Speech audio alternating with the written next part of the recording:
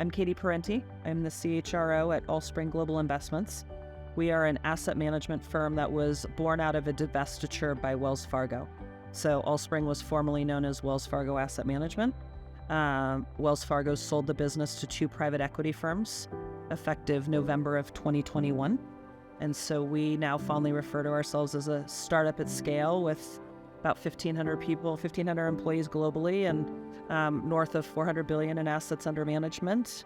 No HR infrastructure, which I'm building. A lot of us came over with, well, I was not formerly Wells, but a lot of people came over, we say facetiously, with the shirt on their back, but we are literally building the company as we continue to try and move forward with business. So as we look at all the disruption and all the challenges, now enter Connex into this mix, right? When you look at problem solving, maybe if you could speak to what you find most valuable with Connex and what brought you into the community of membership. Given where we are in our evolution and what I'm doing trying to build this HR team, it couldn't have come at a better time. I come from my previous two employers are both well-known companies in the US, huge brand recognition, established organizations with a ton of infrastructure behind them. I've never been in this position where I've had to build from scratch. And what I found quickly after joining is that the lack of brand recognition, the lack of infrastructure, the size of our company compared to most companies in my industry, I'm feeling it with the vendors we were working with. I feel like I'm getting service that is subpar, or I don't have their attention. My previous two organizations, I could pick up the phone and would, get a call immediately or an answer immediately, introducing me to different vendors in the area who are excited to work with me, want to be part of our journey and our story, who give me the service that I need, who are flexible and nimble to where we are in our startup, and recognizing that, hey, I may want the relationship, but I've got to go in tiny steps because I don't have an endless supply of money right now and I need help. It's been amazing. And that's why I joke, but I don't. I know you guys came across my desk at the exact right moment, and the relationship for me has been massively beneficial, because we're building everything.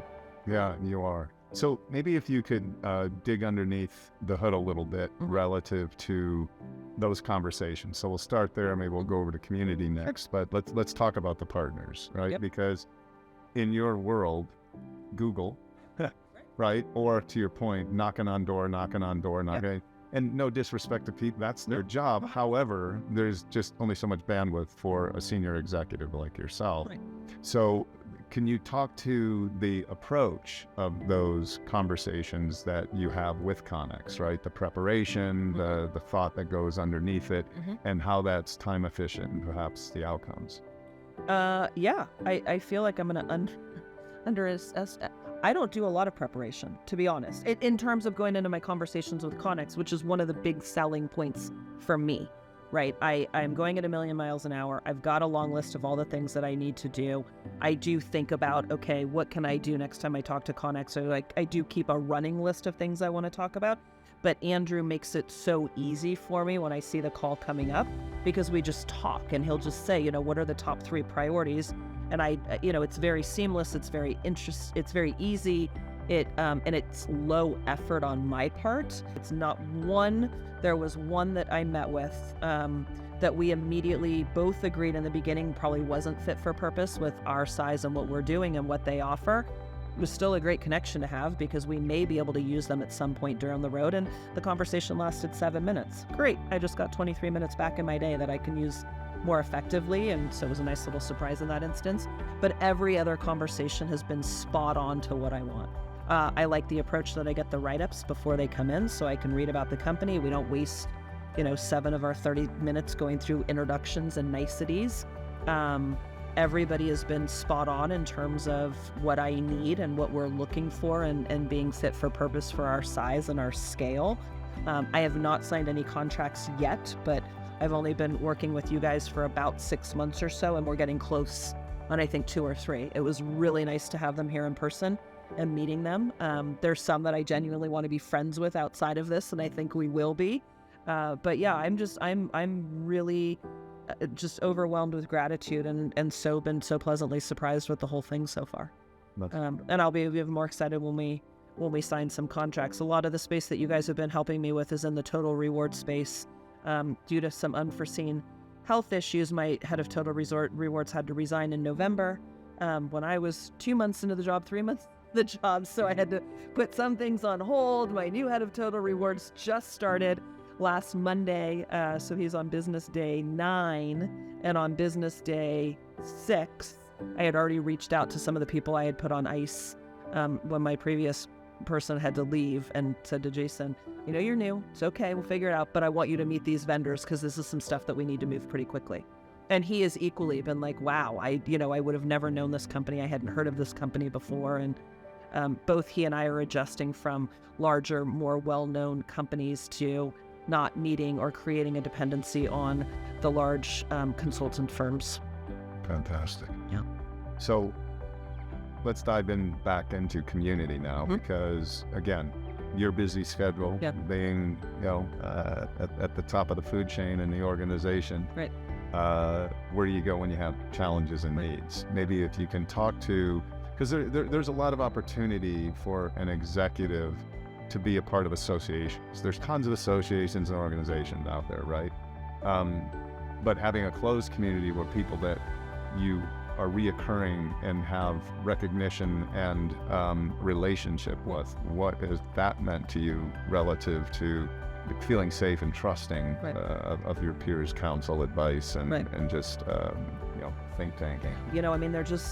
I like you guys do a really nice job of picking topics that are relevant to what's going on right now. The panels discussions I've always found to be really rich and engaging. I love the fact that we've got the community board that you can go out and ask questions on, solicit feedback from people.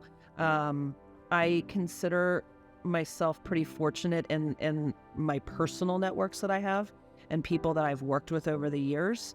But it's equally powerful and beneficial to being part of a group that doesn't really know you, so can't bring in any bias or history that you've had together or things like that, and just bringing a fresh pair of eyes I find refreshing. So admittedly, it's an area that I need to start focusing on a little bit more. And I'm hoping next time we talk, I'll have more insight for you on how I've been spending time there. But knowing it's there is even just in and of itself a great comfort. Well, I see you on the community boards, and that's fun for me, right? Because I get to see the interaction. Because again, if you're a CHRO, where do you go when you have an issue? Right.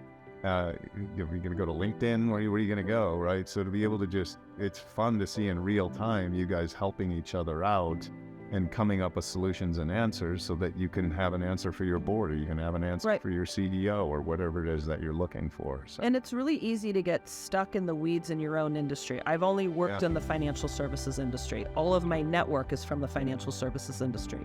So to have another avenue with people in completely different industries that at face value may not seem as relevant or as applicable to what we're doing, you quickly find that there are linkages that you can make, or ideas that you can take, and with a little bit of tweaking or a little bit of modifying can be very relevant and powerful in what you're doing.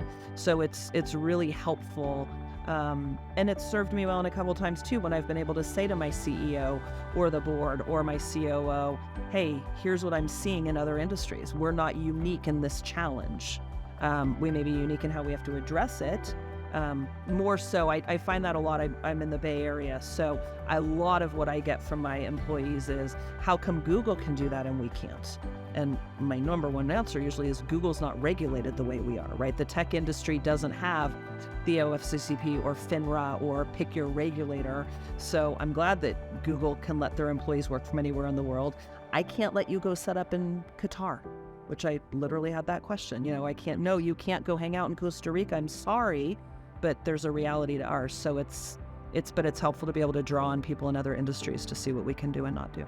Again, hats off to you and your team and all that you guys are doing here. I think, again, especially for somebody like me, I would encourage any company that's starting to build and invest in their HR department to look at you guys as a first stop, because as you said, the market's oversaturated in a lot of things that we need to do, whether it's buying systems or implementing programs or things like that. Obviously, the larger, more well-known consultants or firms that specialize get the bulk of the first calls. And I think that you guys have just proven that there's a plethora of resources out there that are probably more fit for purpose, sometimes more attractive on price, and may be able to give you more time and attention than a PwC or an Accenture, pick your firm. No offense to any of them, but they got a lot.